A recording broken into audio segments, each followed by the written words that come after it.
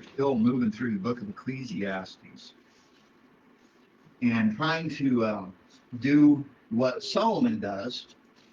And I'm trying really hard to lean in hard and heavy on basically the idea that life kind of sucks sometimes. It's really hard, and if we live life according to the rules that the world seems to think we should live by, that it is empty and unfulfilling long term. Now, it's not to say that we can't find a few toys on the way to make things thrilling for a while, maybe even satisfying to some degree, to a large degree. But ultimately, in the end, when we're all lying there on our deathbed, we look back and we start saying, wow, all the stuff I wasted my time on. I mean, I don't remember what it was I was worried about, 10 years ago, 20 years ago, 30 years ago. Now, all the stuff that I was striving for, that boat that I really wanted to take out every weekend on the lake, suddenly it's like, so what? I mean, it was cool, but really what made it great was that it was a way to spend time with my kids or a friend or something like that. That's what made fishing really great. Or maybe that buying that classic car and restoring it was great, but only because I got to spend time with somebody while I did it. Maybe it was with your dad, or maybe it was with your son, or something like that. I don't know. It's all these things that we chase after, and we start to look at and we realize that all the things, when you scrape away all the things, you find out what really matters. And it's the eternal things that really matter. It's the people we get to spend our time with, and above all, the God who pours himself into our lives. And that's what Ecclesiastes is trying to say. And he does it in such an odd way for a book of the Bible. Because for a book of the Bible, it not say it never mentions God, but it mentions him less than you would think. It's almost like every once in a while it's like, oh yeah, and by the way, God's good. Or hey, life spent with him is worthwhile, or something like that. He throws in these little comments every now and again that just call us back to that. But for the most part, he's saying, look, I've chased after the money. I've had the women. I've had the properties. I've owned countrysides. And I found out it's all worthless. And in the end, when I'm dead and gone, my kid's probably going to waste all the money, and he's probably going to sell off the properties that I worked to earn. And the territory that King Solomon conquered and acquired, his son and his grandson and his great-grandson and other people squandered it away.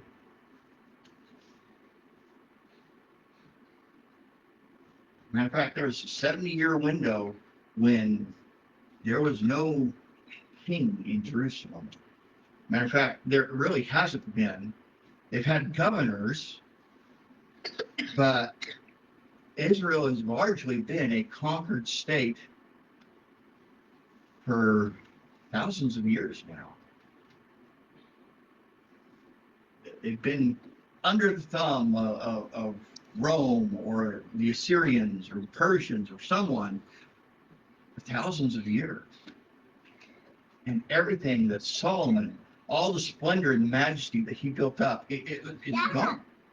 Effectively, it belonged to a king who was opposed to the things that Solomon knew was wise and good and true and eternal.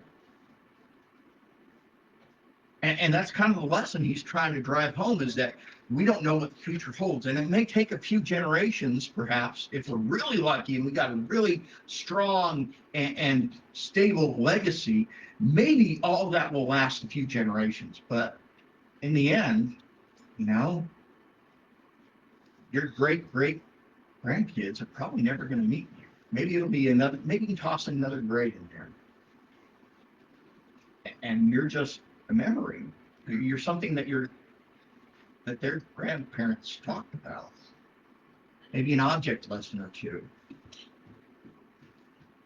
Maybe if you're into genealogy or history, maybe you can look in and you can see what it is that people did, but it goes with it. And Solomon doesn't pull punches with it. And Ecclesiastes is all about that. So again, it's his perspective from the end of life. And so he kind of comes at it and he says a lot of things that we're like, hey, wait a minute, Solomon, that does not sound like the way a wise man of God would talk. And he's just, for the most part, in the book of Ecclesiastes, he's laying it out like anyone on this planet would be able to see things from a earthly perspective that is only about 80-ish years, give or take a couple decades long. And he's just laying it all out, and he's trying to really, really hard, he's trying to disabuse us of the things that we tend to treasure. Trying to tell us, again, from the wisdom that he's acquired, that those things aren't worthwhile. People and God, ultimately, is the greatest treasure we can have in this life. And so he's gone through it all. He's laying things out in a way that he could carry this conversation with someone who's agnostic, doesn't know if there's God or not, or maybe even an atheist who says there's no such thing as God. And he's saying things in a way that they're going to understand. It's not going to turn them off right away. And then he gets a little further into it and he says, oh, and hey, really, God's at the center of it all. And that kind of brings us into where we're at. And in chapter 5, he kind of resorts back to another piece of literature he wrote, the book of Proverbs. He kind of brings some Proverbs into this. And so I want to go ahead and look at Ecclesiastes chapter 5. At least a little bit of it anyway. So let's take a look at Ecclesiastes chapter 5. I'm going to read 1 through 7, okay? It says, as you enter the house of God, keep your ears open and your mouth shut. It is evil to make mindless offerings to God. Don't make rash promises and don't be hasty in bringing matters before God. After all, God is in heaven and you are here on earth. So let your words be few. Too much activity gives you restless dreams. Too many words make you a fool. When you make a promise to God, don't delay in following through. For God takes no pleasure in fools. Keep all the promises you make to him. It's better to say nothing than to make a promise and not keep it. Don't let your mouth make you sin. And don't defend yourself by telling the temple messenger that the promise you made was a mistake. That would make God angry, and he might wipe out everything you have achieved. Talk is cheap, like daydreams and other useless activities. Fear God instead. We've got this section of the book of Ecclesiastes where he kind of brings things back. And he says, okay, what he's really trying to drive home right here is that basically our attitude towards God is really important. Because we have this tendency to think more importantly of ourselves than we really should. And I don't think any of us are exempt from this. It's so easy to drift into because pride is something that the world, takes pride in. And it's an infectious attitude. I mean, we get it in advertising.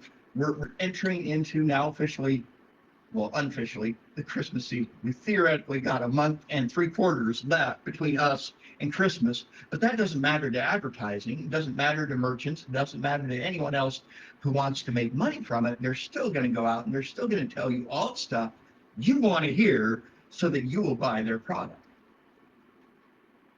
So I want to encourage you, anytime you're looking on your phone and you're seeing an ad that talks Christmas, whatever else, or you're watching TV maybe, and you're seeing the commercials come across, I want you to pay attention to the different ways that commercials will tell you you deserve this. Or maybe it's your loved ones deserve this. But either way, there's this underlying thing of pride that is inherent in advertising. Because if they're going to sell us on something we don't need, they've got to tickle us right there.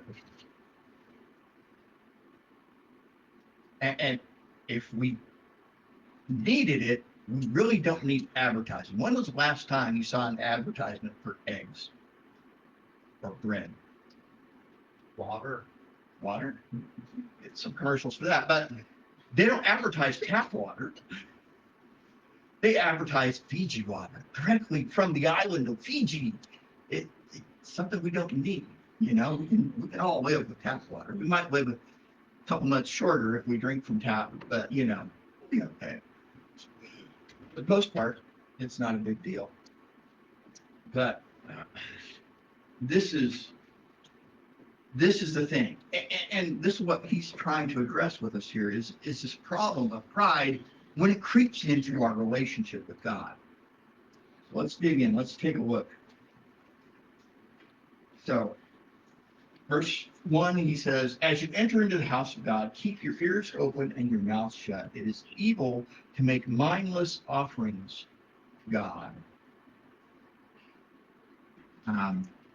This kind of reminds me a little bit of was James 1:19, I think it is. It says, therefore, my beloved brethren, be quick to hear, slow to speak, and slow to anger.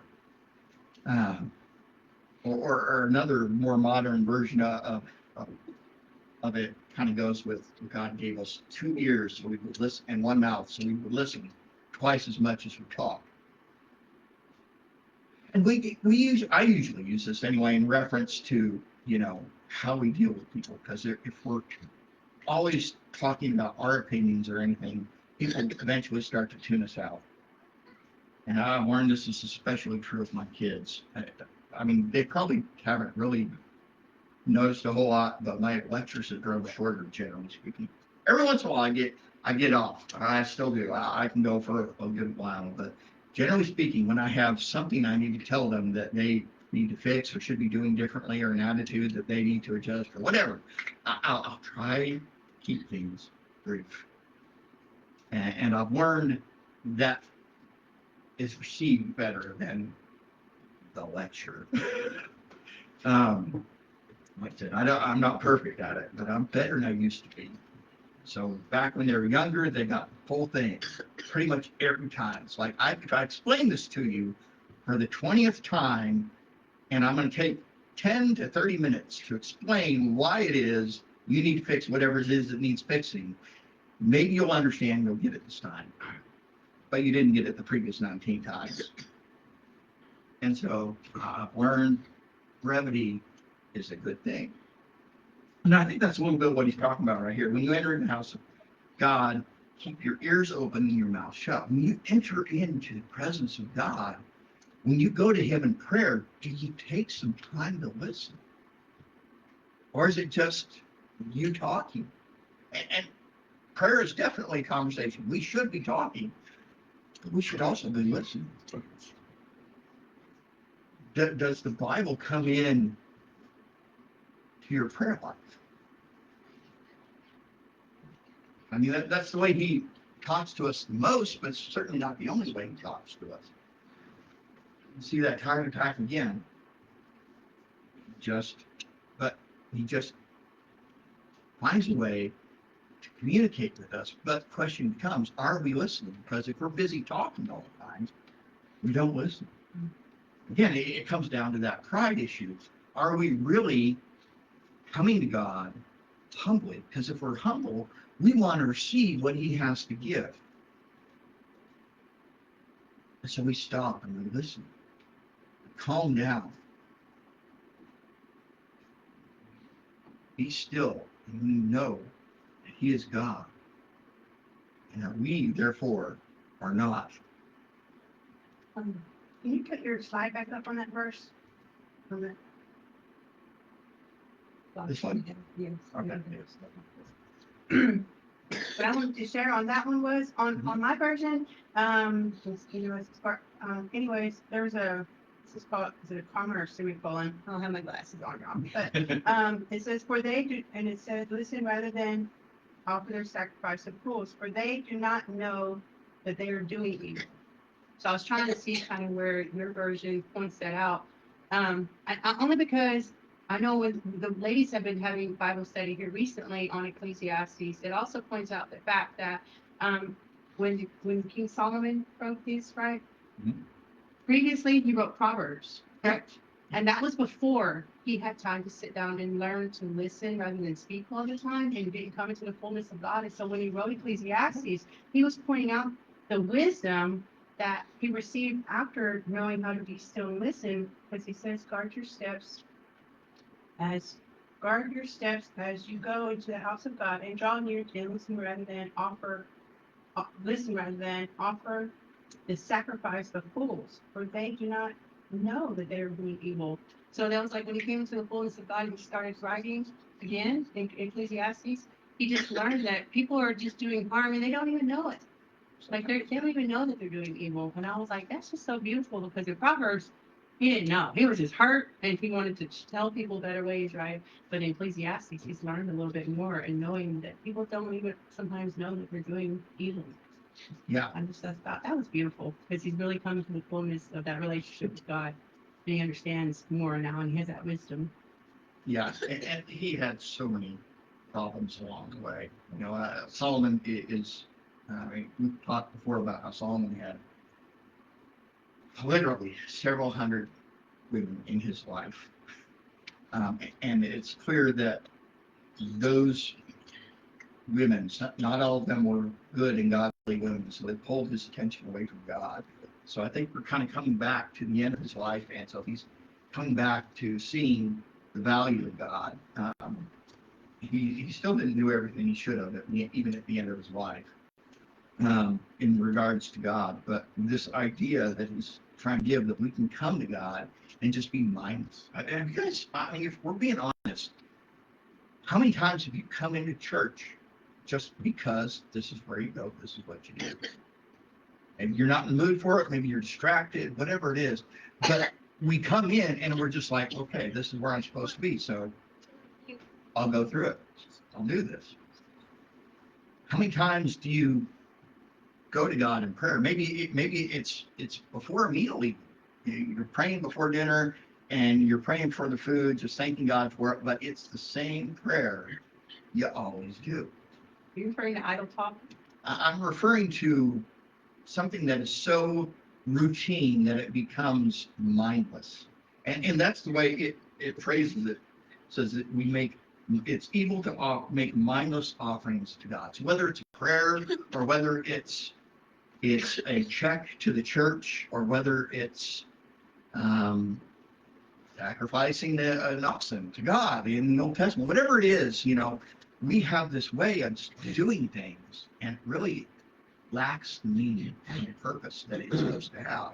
All these things, whether it's coming to church or whether it's giving to God through the offering at the church, or whether it's helping somebody out financially who is in need of help, whatever it is, all these things that we can do, us coming and singing worship, all these things we can do, and we can just go through the motions.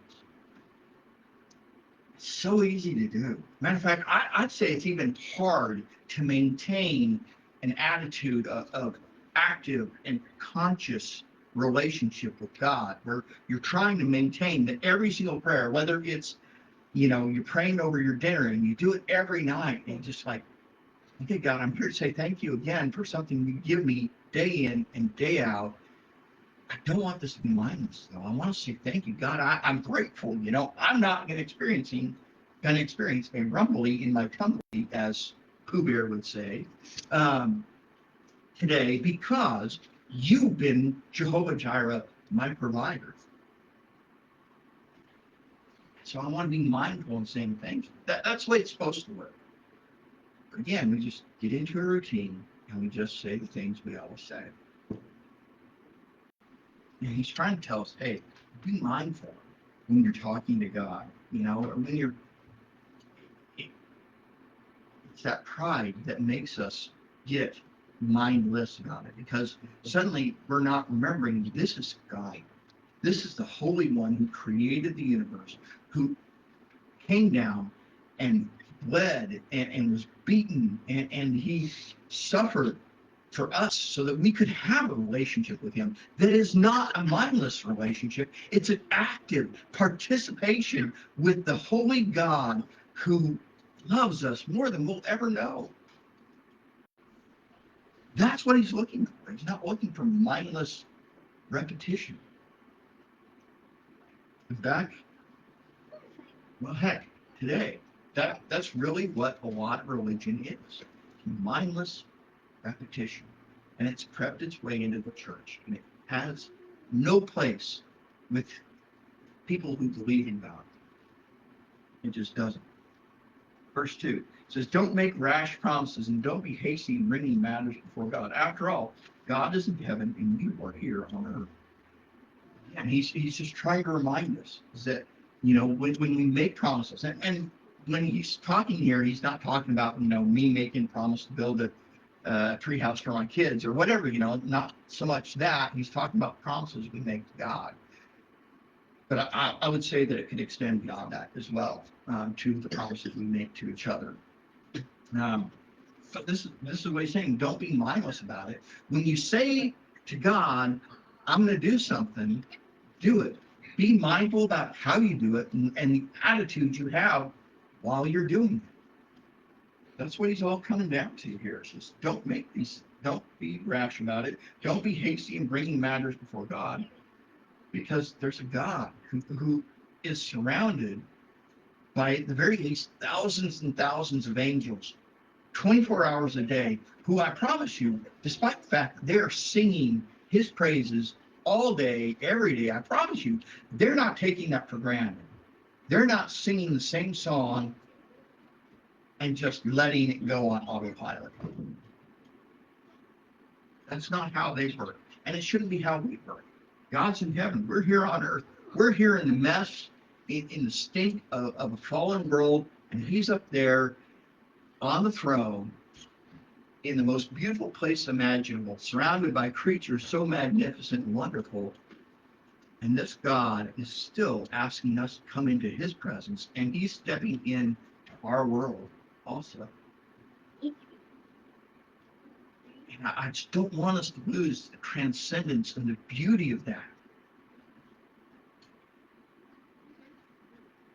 Verse 3 says, too much activity gives you restless dreams. Too many words make you a fool.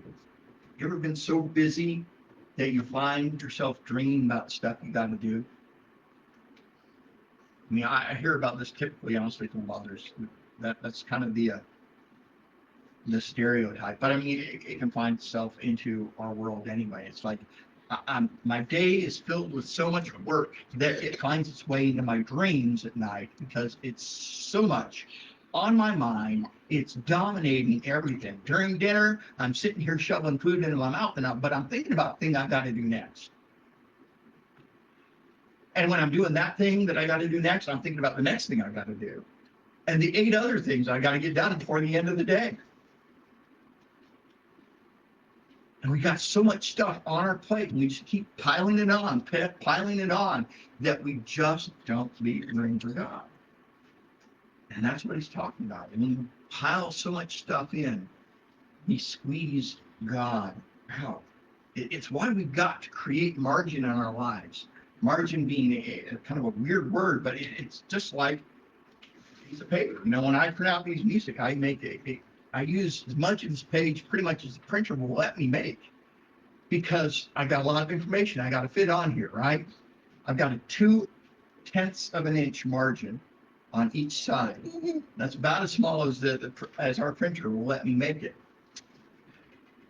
And guess what? There's no room for anything else. You know what? Another thing that I print out because I'm kind of, I'm one of those people, I don't really like writing in my Bible. I will actually print it out and I will write in that. But that way, I've got the room. I can double space. I can have a space in between every single line. I can have huge margins, and I can write all over the place in that, as much as I want to. And I got the back side, it's an empty page if I want, and I can write note upon note upon note on the backside if that's what I want to do. I got all the room I need to. I've got margin in that because I know that that's all about knowing God and understanding what He has to say to me. Those are just two examples. And if we're honest, most of us, most of the time, it's like this. I got no room left for God.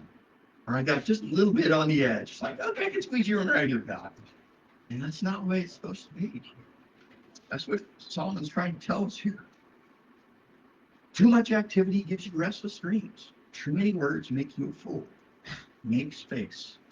It's all pride. If this is why I believe in the Sabbath, why we need to take a day of rest, because if we start saying, I can, I got too much to get done in 6 days, I need the 7th day to get a bunch of stuff done too.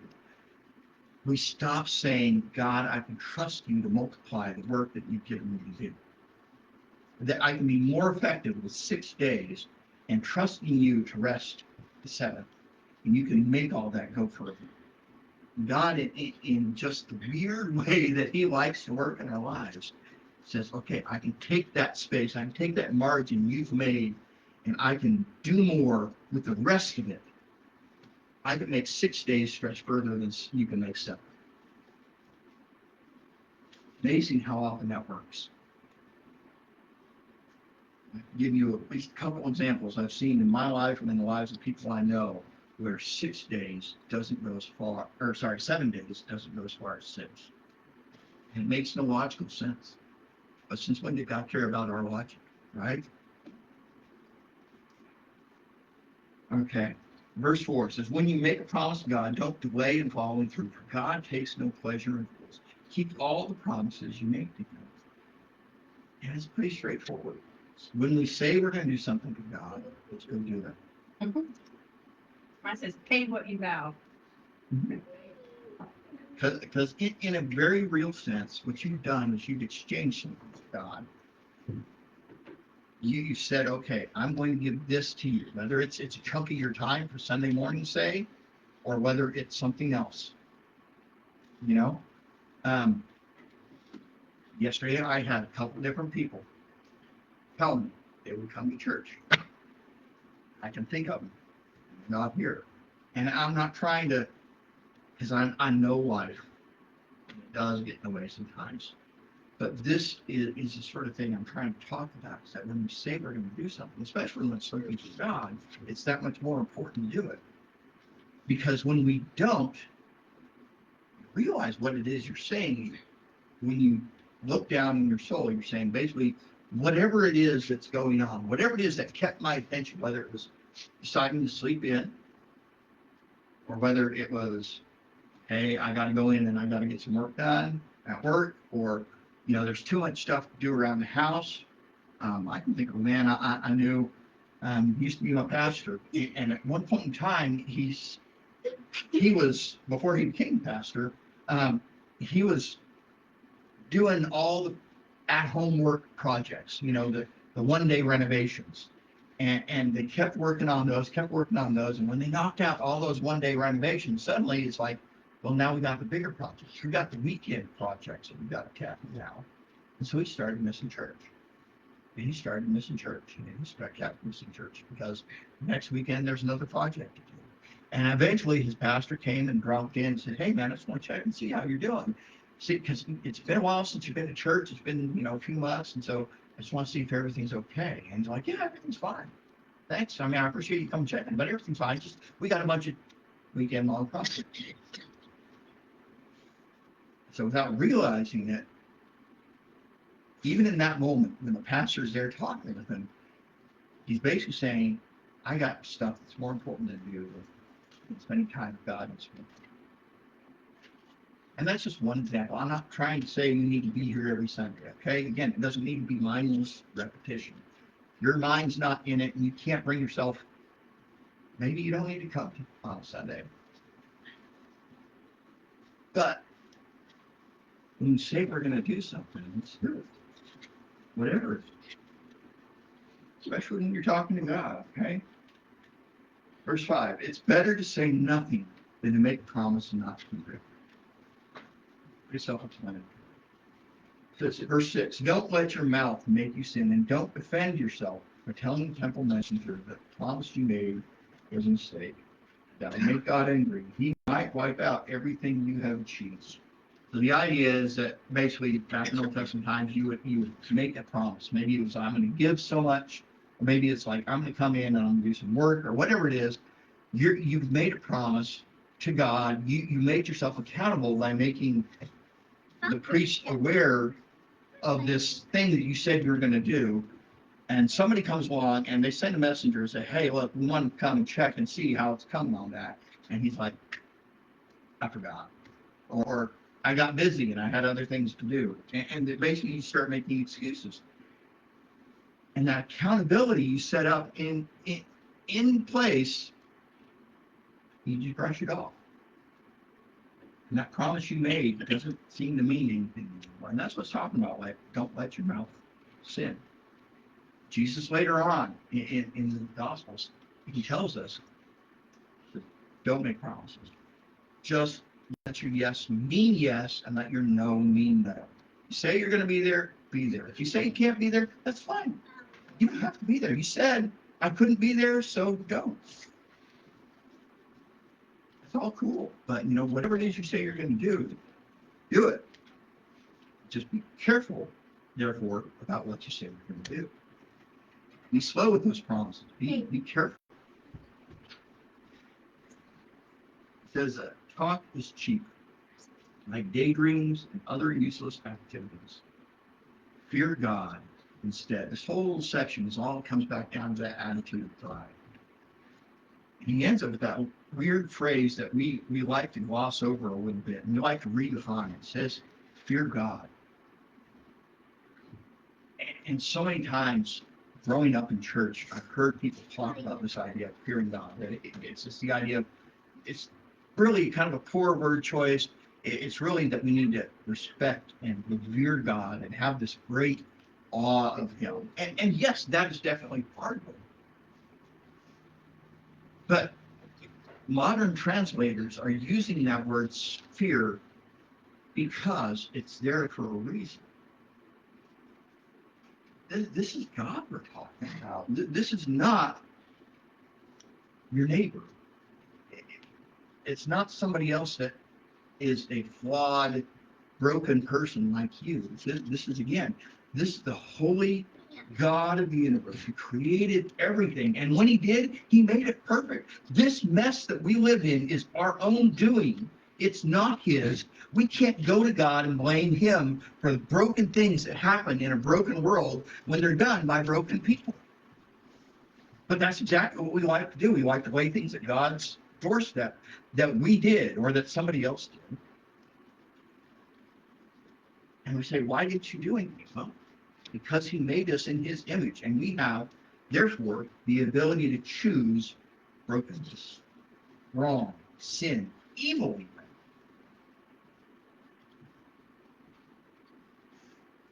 I'm not going to get into it, but I had a friend tell me a couple weeks ago about one of the most evil things I've heard in a long time, done by kids, no less, to another kid, and it was just atrocious. We live in a broken world. We come to God and we say, why is it broken? But then we turn around and we do stuff. Maybe what we're doing is not that big. But it's still broken. It's still wrong. And the people, if we are restrained by a morality that our culture tries to live up to, there's always exceptions to that rule. Even here in the United States, where we like to think of ourselves as the peak of civilization, we still have people like Charles Manson who do atrocious things. We still have serial killers. We still have all the stuff that goes on. And you go to other places where there's more stuff that's socially allowed, it gets even worse. Broken world. there is a God who is not happy with it. And this God, who is holy, is a just God. And people, when you start talking about how just God is, people tend to get offended because suddenly we feel judged. Because we've all messed up. We've all done something that has earned that judgment. But we can't live in that space because basically what we turn around by feeling judged and by saying that, basically that we shouldn't be judged. In turn things around, and pride has made us say that God is wrong, which means that we're judging him. It's a horrible thing to get off. There's this holy God who is right and holy and good and yes, just.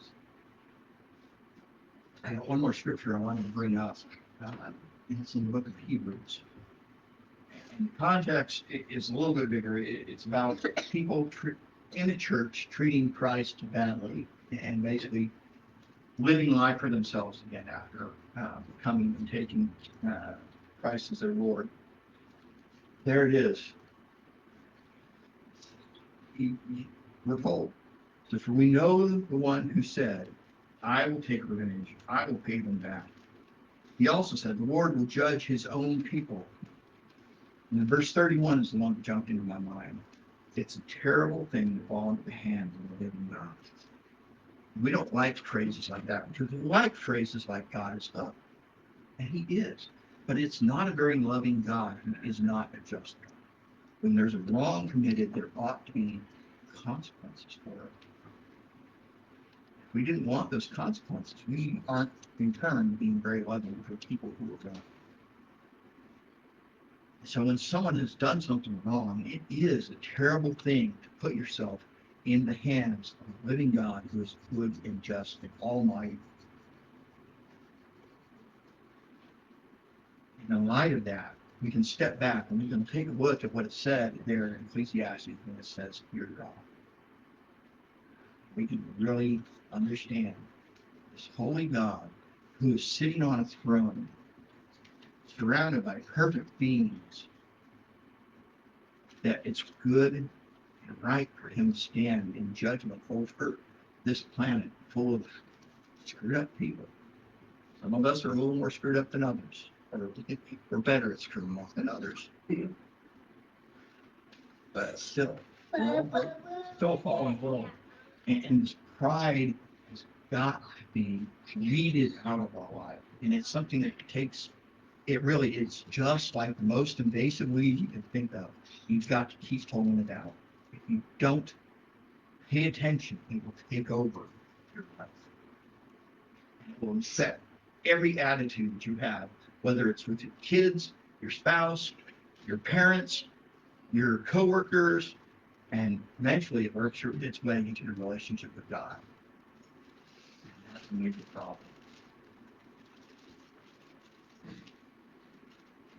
And the best example I can think of where God really humbled somebody, me anyway, was the book of Job.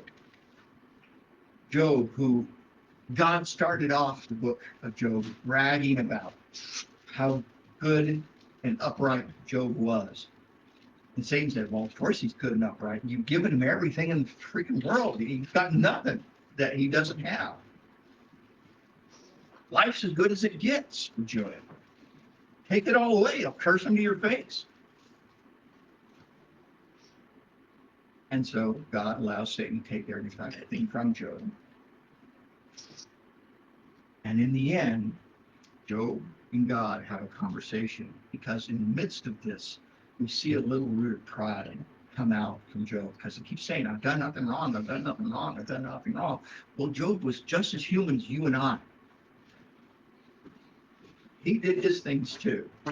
We don't get full inventory of Job's life, the full understanding of everything he did that was sinful. But like I said, he's human.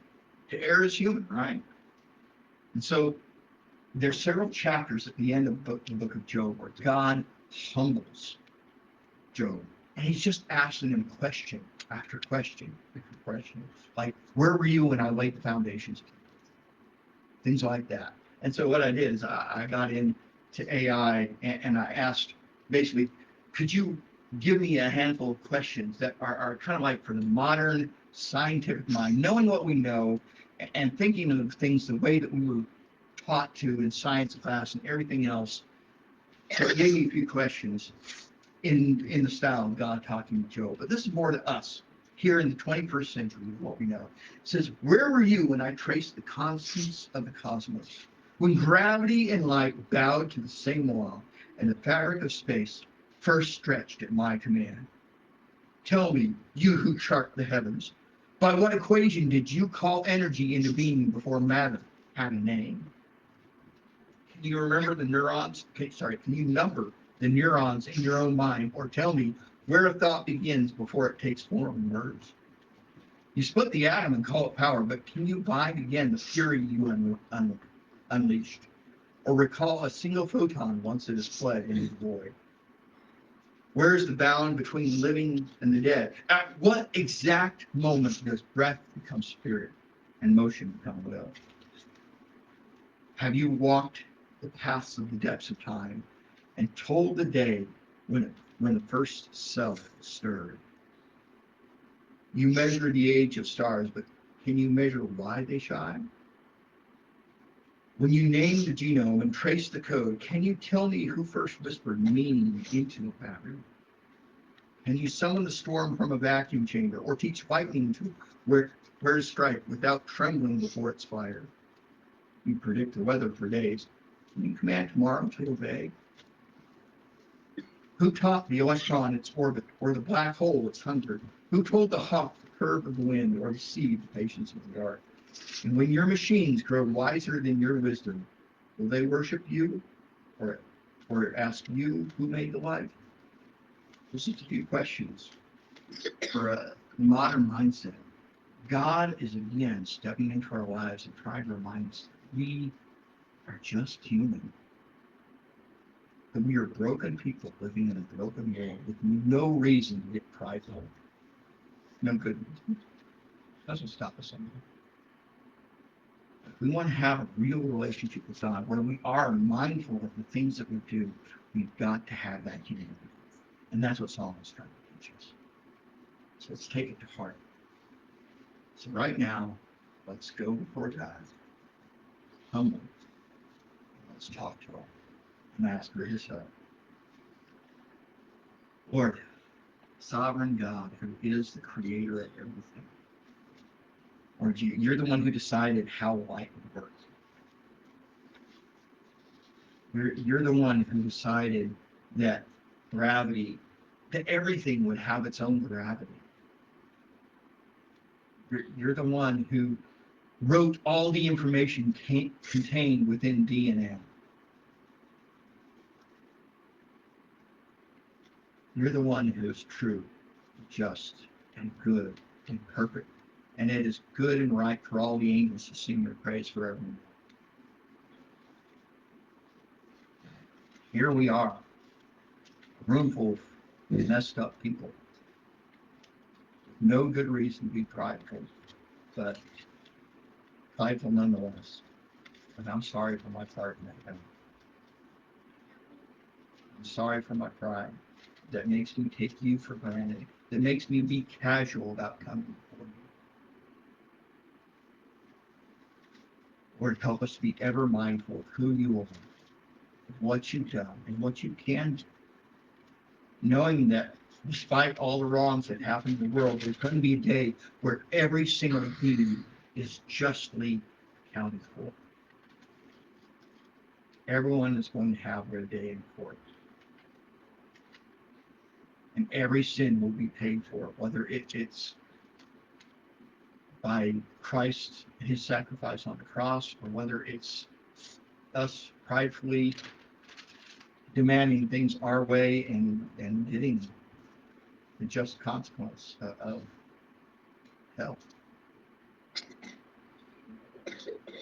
God, you're great and you're good. We desperately need your help to keep the pride out of our lives. We need you so that we can have a mindful relationship with you. I don't want to take you for granted. I don't want any of us to be casual in how we treat you, what we expect of you, what we ask of you. Let us be careful and consider everything that we ask. Not saying we need to ask for anything less, but don't let us just do it because we can, but because the God of the universe asks us to. You want us to freely share our entire life with you. Everything that's on our mind, everything on our schedule, every cent in our bank account. So, yet again, I come before you and I just want to submit all that to your Lordship. When I became a Christian, I gave it all to you, so here it is again. Everything I do, everything I am, everything I have, it's all yours. So help me, help each of us come to you and not take you for granted, not come to you with any grain of pride in how we talk to you. But this knowing that you are holy, that we are not, that you are great and that we are holy, that you are perfect and that we are broken, but you still want us. Despite all that, you want us. Thank you so much for that. Don't let us take it for granted. So go with us. Help us be mindful of everything we say and do. I love you. And I know your overwhelming love is surrounding each one of our entire lives. Thank you for it. It's in the name of Jesus I pray. Amen.